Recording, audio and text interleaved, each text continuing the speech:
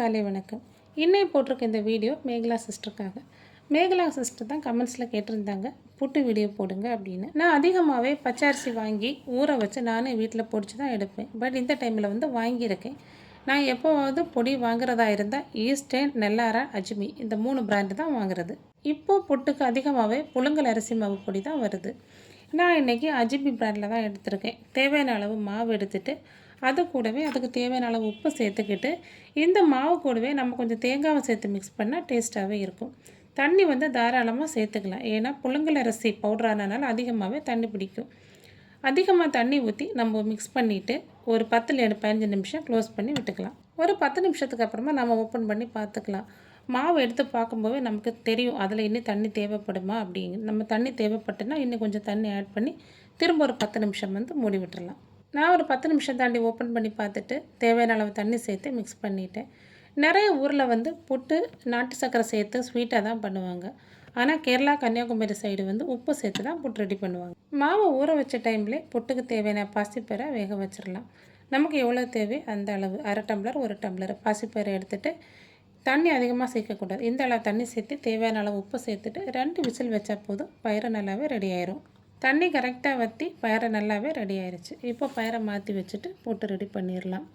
புட்டு கூட காம்பினேஷனாக சாப்பிட்றதுக்கு நிறைய இருக்குது. பயிரை அப்பளம் சேர்த்துக்கலாம், பழம் எடுத்துக்கலாம், இல்லைன்னா கொண்டக்கடலை கிரேவி, சிக்கன், மட்டன் இந்த மாதிரி கறி கூட எடுத்துக்கலாம். இது பேர் தான் புட்டுக்கூடம். மேகலா சிஸ்டர், சாரி சிஸ்டர், நீங்கள் குழல் புட்டு கேட்டீங்க. எனக்கு குழல் புட்டு பண்ணுற அந்த குழல் இல்லை சிஸ்டர், அதனால் நான் ஸ்டீல் சிரட்டையில் பண்ணுற மாதிரி காமிக்கிறேன், சரியா? இந்த மாதிரி தான் நீங்கள் குழலை பண்ணணும். இது தான் சிரட்டை புட்டு பண்ணுற மாதிரி ஸ்டீல் சிரட்டை தட்டு. இப்போ நம்ம மிக்ஸ் பண்ணி வச்ச மாவை பார்த்துடலாம். கரெக்டாக 20 மினிட்ஸ் ஆயிடுச்சு. மாவு நல்லாவே ரெடியாக இருக்குது. நான் மாவு கையில் எடுத்து பார்க்குற டைம்லேயே தெரியும், ரவை மாதிரி வர இருக்காது. பிடிச்சி பார்க்கவே நல்லா சாஃப்டாக இருக்கும். எப்போது நம்ம மாவை மிக்ஸ் பண்ண டைமில் கவனமாக இருக்கணும். தண்ணி அதிகமாகவும் போகக்கூடாது, கம்மியாகவும் போகக்கூடாது. மாவு ஒரு உதிரி பதத்துக்கு அப்படியே இருக்கணும். இதுக்கு தேவையான தேங்காவும் துருவி எடுத்துக்கலாம். புட்டு குடத்தில் 1/2 குடம் தண்ணி சேர்த்து ஸ்டவ்வில் வைக்கணும். தண்ணி நல்லா கொதித்து அந்த ஹோல் வழி ஸ்டீம் வெளியே வர டைமில் தான் நாம் இதில் மாவை ஃபில் பண்ணி அந்த புட்டு குடத்து மேலே வைக்கணும். டைரெக்டாகவே மாவு இதுக்குள்ளாடி போடக்கூடாது. உள்ளாடி ஒரு சில் இருக்கும். அந்த சில்லை போட்டுட்டு அதுக்கு மேலே ஃபஸ்ட்டு லேயர் தேங்காய் போடணும். தேங்காய் போட்டதுக்கப்புறமா அதுக்கு மேலே நம்ம தேவையான அளவு மாவு சேர்த்துக்கணும். மாவு சேர்த்ததுக்கப்புறமாவும் மேலே லேயர்லேயும் ஒரு லேயர் தேங்காய் கொடுக்கணும். தண்ணி நல்லா கொதித்து ஸ்டீம் வெளியே வந்தோடனே நாம் அந்த புட்டு தட்டு அது மேலே வச்சுக்கலாம். ஒரு 3 to 4 மினிட்ஸ்லேயே ரெடி ஆயிரும். அது கரெக்டாக அந்த லிட்டோட ஹோல் வழி ஸ்டீம் வெளியே வந்ததுலேருந்து 1 நிமிஷம் இல்லை 2 நிமிஷம் தாண்டி நம்ம எடுத்துக்கலாம்.